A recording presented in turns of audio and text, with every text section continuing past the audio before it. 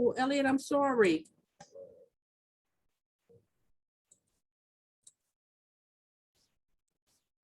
All right, so before we start our notes, I'm just going to show you on here.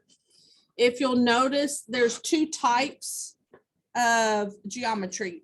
And really, molecular geometry is the one that becomes the most important one. That's where it's actually the shape of the molecule.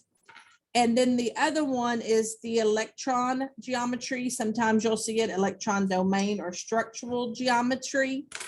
Sometimes they're the same. Sorry, my girls are trying to plan a trip involving me, so they keep texting me. Sometimes they're the same. Like here, you'll notice on the first one, they're both linear. But sometimes they're different. And what makes them different? If we go down to this one right here, 3. Okay. So this one is trigonal planar, because if you look at the center atom right here, it only has elements attached to it. It doesn't have any lone pairs. So once you have a lone pair, so like this one now has this lone pair, that's what causes the electron domain and the molecular to become different. And then if I go to my other one here, I have my central atom and I have 2 lone pairs of electrons.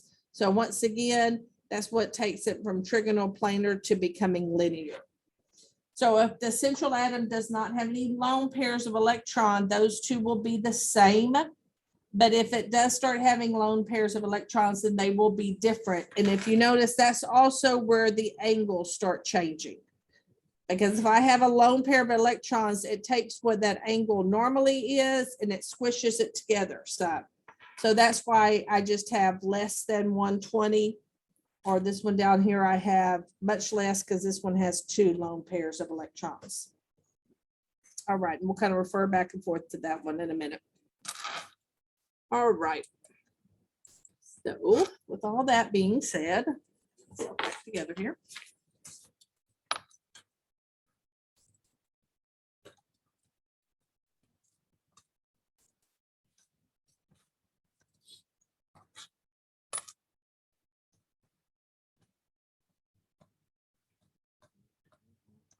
We're right here.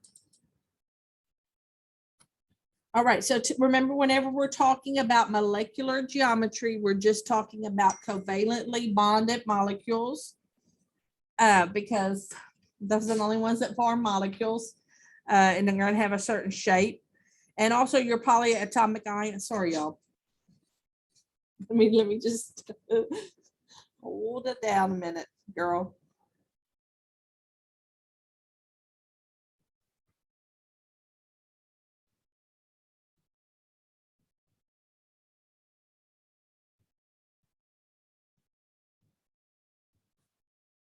Like we've been talking about this for like, I feel like 6 months, and now all of a sudden today, it's like all of a sudden it has to be done today. All right. So whenever we start looking at that, the thing that we're going to be looking at for your molecular geometry, you're going to be looking at the central atom, or an atom that is surrounded by bonds or by electrons. And you're going to be looking at electron pairs around that central atom. An electron pair can either be a bond or it can be lone pairs of electrons. So those electrons, remember, they would all be negative. So they're going to want to repel each other and get as far apart as possible. And that's what's going to lead to the shape or to the geometry. And that's where VSEPR comes from. Valence shell electron pair repulsion, because they want to get as far apart as possible. There are some standard shapes for specific numbers of electron pairs. That would be your electron geometry. Those are considered standard shapes. And then there's some deviations whenever non-bonding pairs are present. So kind of think of your electron geometry is like your base, and then it's going to change if you have 1 or 2. You could have 3. That's not real common, but as soon as you start having within the central atom pairs of electrons that are non-bonding, that's going to cause that to change. And it's also going to change the bond angles somewhat, and that's all listed on your table. So a non-bonding pair, so that's the same thing as a lone pair of electrons, will repel more strongly than a bonding pair. So if you look at the central atom and it simply has bonds all around it, that's not going to cause as much repulsion as when a central atom has lone pairs of electrons that are not part of a bond. And then that's what changes the shape more.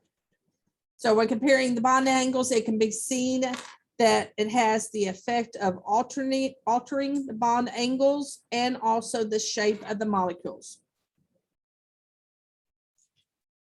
So for our purposes, multiple bonds can be considered as single bonds or single negative centers. So sometimes you see it called negative centers or electron domains. So whether it's a double, a triple, a single bond, that still just counts as one area of electron domain.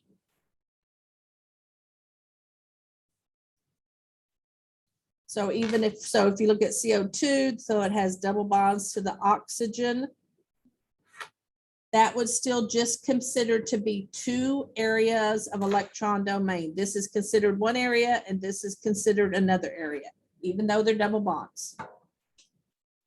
Electron domains are negative centers. All right, so to predict our shape, the first thing we have to do is draw the Lewis dot, because you really can't do it without doing that.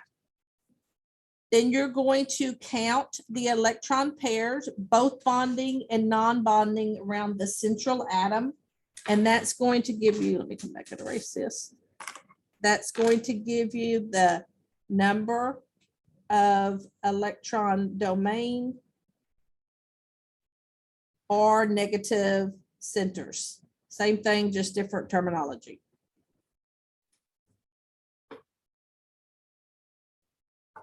And then once you've done that, you'll have to use your table, which you won't have on the test. You won't have on my test or on the AP test. You'll have to use your table to then classify it with regard to its shape, its name, and the bond angles that are present. And remember, this is all based on the fact that the electrons want to separate as far apart as possible. So before we kind of do some of the examples that hopefully maybe you looked at home, we'll just look at a couple of easy examples. So if I look at methane, which is CH4,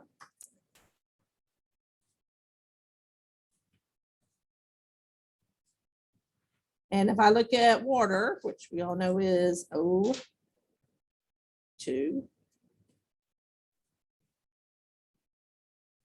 right, there's methane and there's water. When you count your areas of electron domain, you look at your central atom and you see how many things it is attached to or how many lone pairs it has. So in other words, this would be considered 1, this would be considered 2, this would be considered 3, and this would be considered 4. So this has 4 areas of electron domain.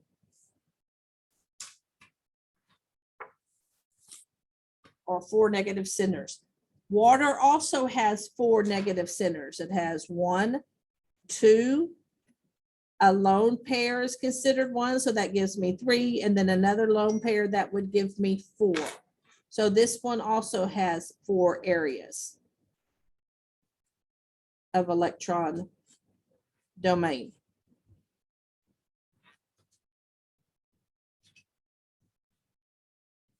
But they have those 4 areas of electron domain in different ways. So that means they're going to have different molecular geometry.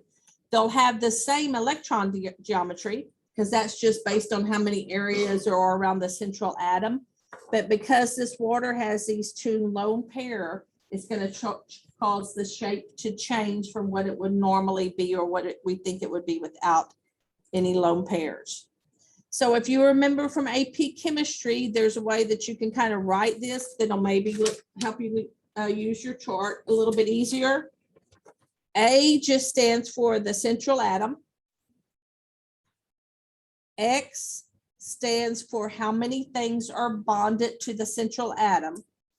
And whether it's a single bond, a double bond, or triple bond, it's just counted as one. So this is 1, 2, 3, 4. So this would be AX4. Water, I would do the same thing. That water would be my central, so that's oxygen. But in this case, I only have two elements bound to it. So it would be an X2. And what I have different on that central one would be my electrons, which you'll represent with an E. And you count them by pairs. So this is 1 and this is 2. So I have 2 pairs. So I would put it as AX2E2. And if you now look at your little molecular geometry chart, you'll see where that is in the second column. And that's what that coincides to. So it kind of helps you get to where you need to be. All right, so let's take that information and switch. Let's go to our little chart and see what we can do. All right. So both of those had 4 areas of electron domain. So that's the first thing that you always do. So that gets me to right here. So that means it's going to be classified somewhere in here. Those are where my 5 areas of electron domain were. The first one was my methane, and this is what it ended up being. It had 4 atoms with no lone pair. So its electron domain and molecular geometry would be the same because it didn't have any lone pairs to change it up. Then for my water, I'm still going to be under here because it still had 4 areas of electron domain, but it's going to fall here. It had my central atom, my oxygen, 2 hydrogens, and then 2 electron pairs. So its electron domain or structural geometry is tetrahedral, but what changes is its molecular geometry, and it becomes bent. And that's why we all tend to, even though you may not have studied it before, when we write water, we tend to write it like this. Because that's how it exists. It's bent. These electrons are pushing down on the electrons in that bond, and instead of it being linear, it's causing it to be a little bit bent. So its angle goes from 109.5, which is what it would be if there weren't any lone pairs changing it, to less than 109.5. Some charts will have like exactly like 104.5 or something. I just think that we just need to know the concept of electron pairs is going to change the angle. So that's why I just kind of have made it more general. All right, anybody have any questions on that? No? Okay. Did anybody try any of the ones I told y'all to try? Well, I could have bet money on that probably.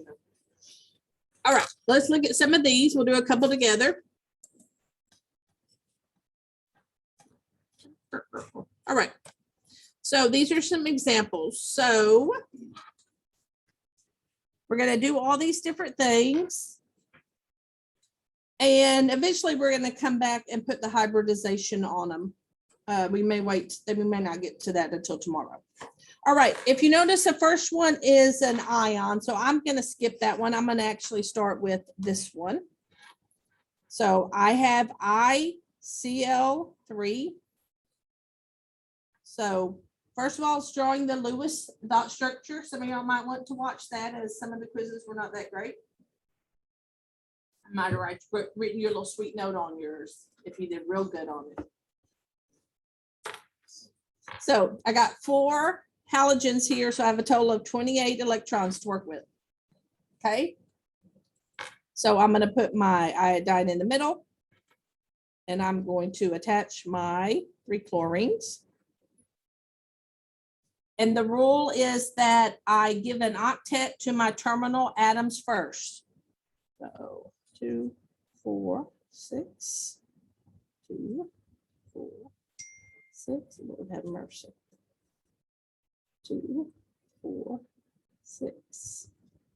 All right, so right now I have 24 electrons.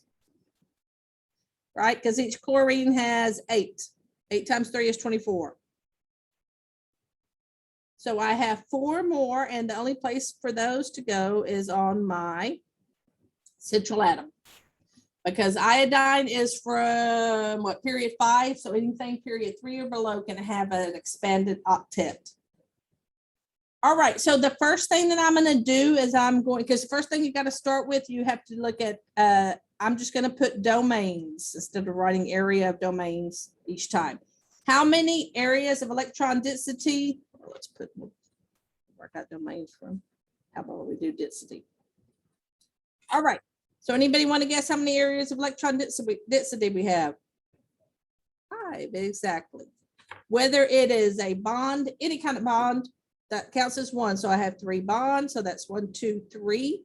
And then each lone pair counts as 1. So I have 5 areas of electron density. If I write this one out to kind of use my chart, my central atom, X is how many atoms you have attached to the central. So in this case, I have 3. And then my electrons, I have 2 lone pairs. So I get an AX3E2.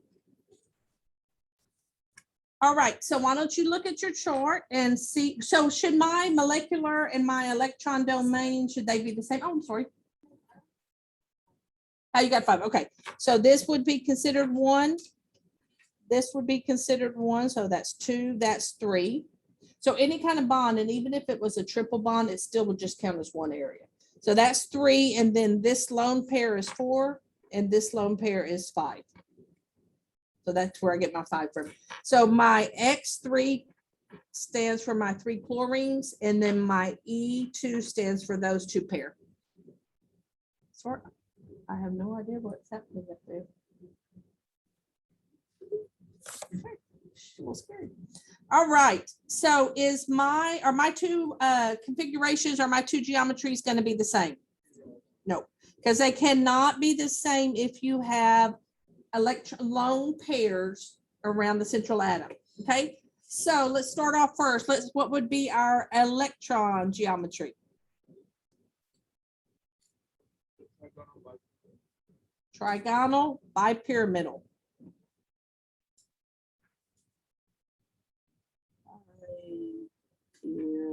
I'm just going to put that. Okay. And then what would be our molecular? T-shaped. All right, and I'll go to that on the chart so you can see that also.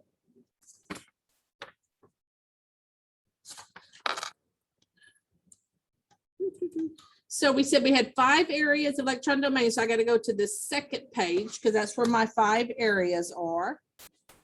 And then we said we had AX3E2, I think. So I just would come and find that. And I think is that what that says? Yes, I can't even read it too low. So trigonal pyramidal, notice that the trigonal pyramidal for the electron domain, all of them are going to have that. What's going to differ is their molecular shape.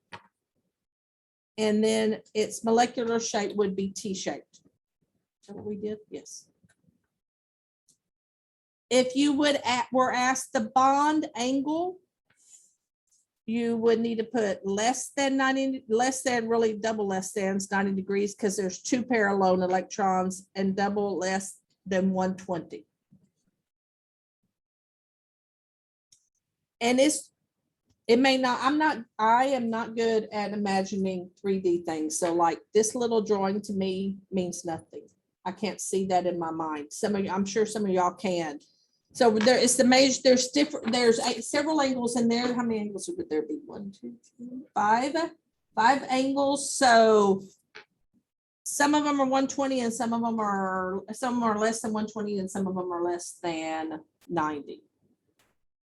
Probably if this really existed, it would have to exist where you would have to have 1 electron somewhere on a top plane and the other pair of electrons somewhere on the lower plane, right? Like I said, definitely not my cup of tea. So I just memorized that. Notice this one gets a little bit different. This is a weird one because when you have those 3 lone pairs of electrons, it causes the 2 things that are atoms, not electrons, to spread out in a straight line. That's why that's that 1A. It's kind of a weird one. All right, we'll cover hybridization. Like I said, we'll probably cover that tomorrow.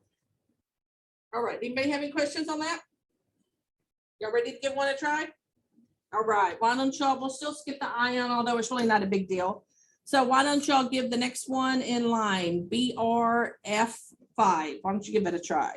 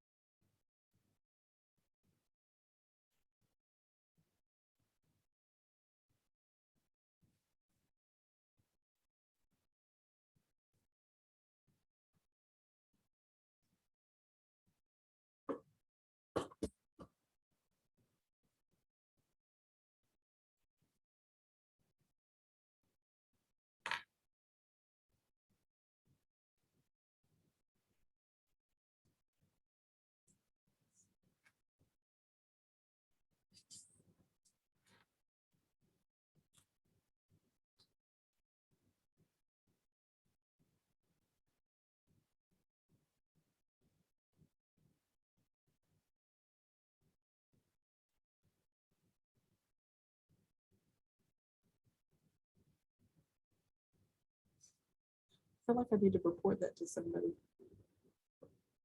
Like, feels like it sounds like it's getting ready to break.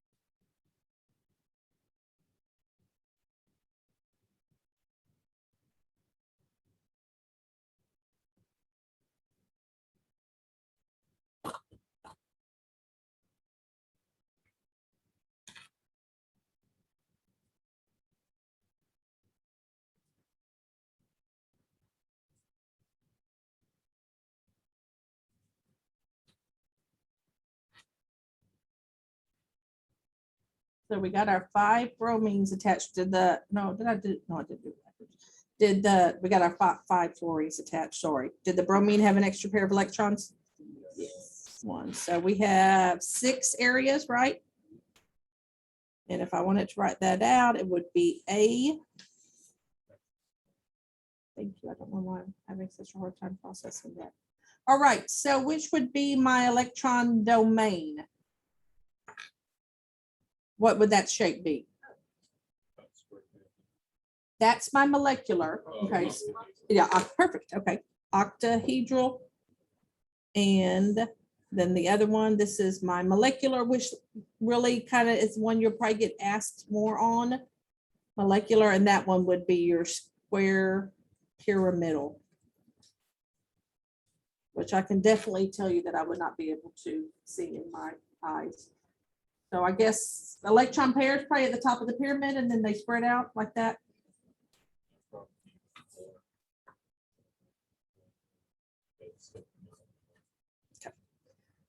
So our bond angles, because typically it's 90 and 180, and this has 1 electron. So this would be a little bit less than 90 degrees and then a little bit less than 180 degrees, because once again, that electron pairs just causes those angles to kind of all squish up a little bit. Now, what we didn't answer on that other one and what we're going to answer on this one, is it polar or non-polar?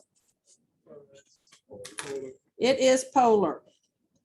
And that's why this little sheet comes in so handy, because once again, some of y'all can visualize that. It's hard for me to visualize that, whether it has symmetry or whether it doesn't have symmetry. So if you use this little cheat sheet I gave you that has the ones listed that are nonpolar, then that makes that a lot easier. Oh, yes. Well, now it stopped as soon as you walked in. Is it like a loud, like something, it sounds like something's gonna fall through the roof? It kind of sounds, I don't know if it sounds like something's gonna fall through the roof or getting ready to break. It had never been that loud before. Sorry you ran all the way up there. No, because sometimes we're able to catch it on video. Okay, so do you want me to do it on video if I hear it? I can do that. Yeah, we just send it to Ms. Reyes. Okay. Ms. Reyes. Because yeah, that's what we can do, because like the maintenance people, like when we show them the videos, they're like, Okay, I can do that. okay, Okay. thank you. Uh-huh. All right. No, that's always how it is. All right, so if we go back and we do the first one, the ion, it really doesn't change anything. I mean, it all still works the same. Remember, if I have an ion, it's going to be put in parentheses. So you would end up with this. I'm being lazy and not putting all the lone pairs around my halogens. And then you put, it's a -1. So I'm doing this PLC. Do I need another CL? That's probably going to change all my answers then.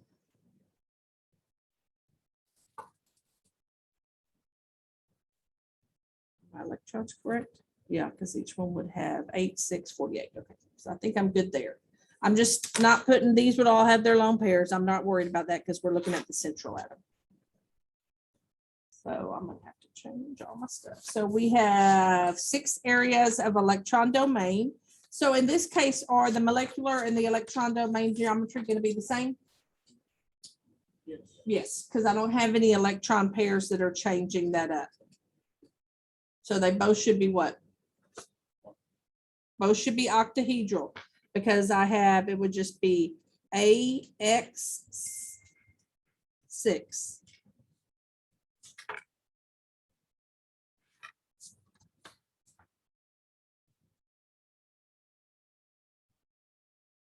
And my bond angle would just be 90 degrees. It wouldn't have changed any because I don't have any electron pairs changing it.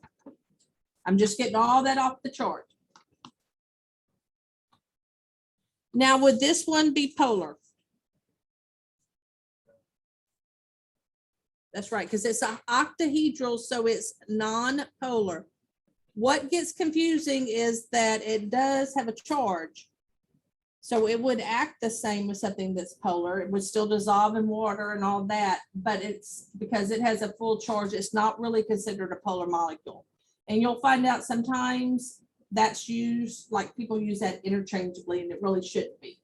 I mean, all the way back from Ms. Corman's, I know, she talked about polar molecule. It has a positive side and it has a negative side. Remember, those aren't full charges. This one actually does. So if I just looked inside of here at that molecules, because that's what that is, that molecule itself is nonpolar. The ion overall is charged. I don't think on the AP that you'll get that technical with you. All right. So y'all can work on some more of those if you want to, and I'll maybe scan in this page on both sides. I'll scan in this answer sheet for those examples, and then you can kind of compare them. All right, let's just go a little bit more with our notes. And y'all, I have tutorials that applies to y'all. If y'all need to come in for tutorials, that's not just my honors kids or my regular kids. All right, so we're just going to talk a little bit, really not even get into hybrid, but why we talk about hybrid orbitals. So the localized electron model, which is what we've been using, it views a molecule as a collection of atoms bound together by sharing those electrons between the atomic orbitals. So a bunch of electrons, and then some are shared, and that's what's holding the molecule together. And then we know the valence electrons, we can represent that by the Lewis structure. And then we can use the molecular geometry, predict that by using our Vesper model. So if we look at something like methane, which is CH4, I'll have to draw it down here. You probably don't, I mean, we talked about that before several times. That carbon, as far as its valence electrons, its valence electrons come from 2s2 to p2. Because remember, the valence electrons are on the outermost s and p. So if this localized electron model holds completely true, these bonds should all be equal. Those bonds between the carbon and hydrogen, those should be equal. They should be 4 identical bonds, but in reality, they are not. And so that's where the idea of hybridized bonds ended up coming from. So it's not the localized electron model is wrong. It's just that, once again, it is a theory. And a lot of times if you have a theory or a model, then those things have to be added to at some point in time. So looking at some of these bond angles, not just at the bond length, but also at the bond angle, and finding they weren't like they should be predicted to be. That's what led to this extension of that model called the valence bond theory. And it talks all about hybridization, which may be hard to picture, but as far as figuring out how a bond is hybridized, it's very easy to do that. All right, let me move this up just a little bit.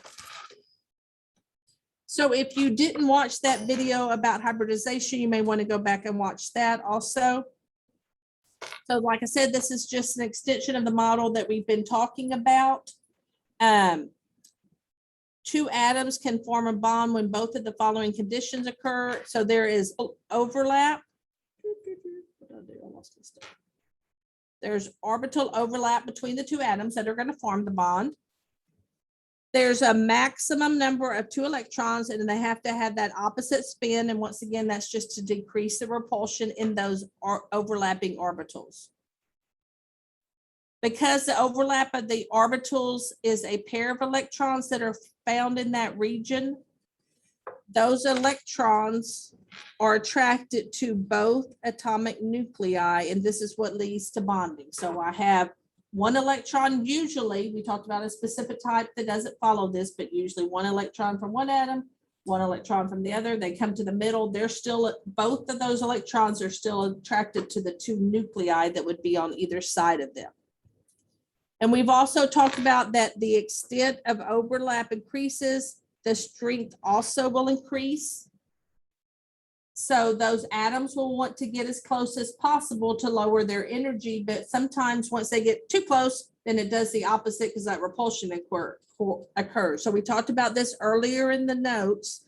I know now they've been spread out a little bit, but there is an optimum distance where there's close enough to feel the attraction, but where the repulsion is not too large. So a sigma bond, we talked about this earlier also, is the overlap of 2 s orbitals or an s and p orbital or head-to-head p orbitals. And we'll look at pictures of those. A sigma bond is considered a single bond. And there is a sigma bond in all types of bonds. So in other words, a single bond is a sigma bond. A double bond has 1 sigma bond and 1 pi bond, and a triple bond has 1 sigma and 2 pi's. So a sigma is the strongest bond, and it's present in all 3 of those. So they're going to have a maximum overlap and to form the strongest bond possible. And why we end up things besides just all head-on sharing of the electrons, which you kind of see a little bit in the picture at the bottom of your notes, is because p orbitals exist on the s, y, and z plane. So that makes it a little difficult. So in other words, sometimes whenever p's bond, they share electrons like on the side instead of head-on. So hybrid orbitals are simply a blending of atomic orbitals to create new ones that are kind of intermediate in energy. So I might have an s orbital and a p orbital bonding to form the bond, or share overlapping to form the bond. And it'll create a new hybrid that's kind of in the middle, an sp hybrid that'll be in the middle as far as energy goes. All right, I think that is a good place to stop. And bond hybridization sounds worse than when we talk about it than when you have to actually put it into play. It's not that bad. It is a good video to watch if you have a chance. All right, let me leave that out so I'll remember to. All righty.